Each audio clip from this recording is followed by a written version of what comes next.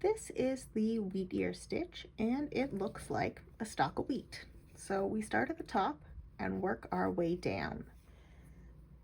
And this stitch is kind of a variation on the reverse chain stitch. So when we start at the top, we want to start with that straight stitch first. So come on up, make our first little straight stitch there. And then we're going to add our prongs. So start on either side. I'm coming up on the right, going back down in the same spot is that straight stitch there, and then do the same on the other side.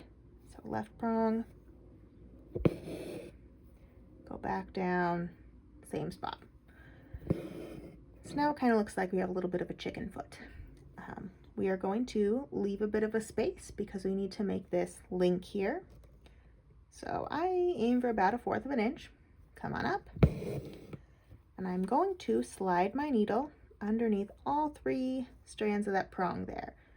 And we're just going underneath the thread, not through the fabric. So slide it under, pull it on through, tug our thread so it's nice and flush with the fabric, and then we go back down in the same spot and tug that so we have our loop.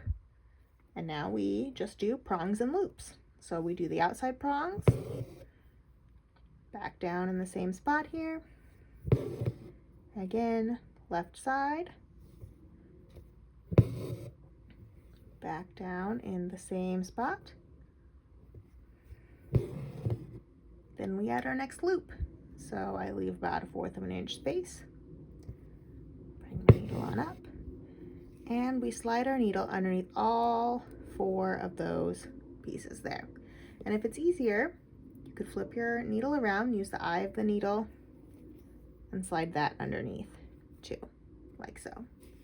We go around, tug that nice and flush, and go back down in the hole of where we came up to tug that nice and tight. So you could end it right here, or you could add more prongs on either side at the bottom too, and that is the Wheatear stitch.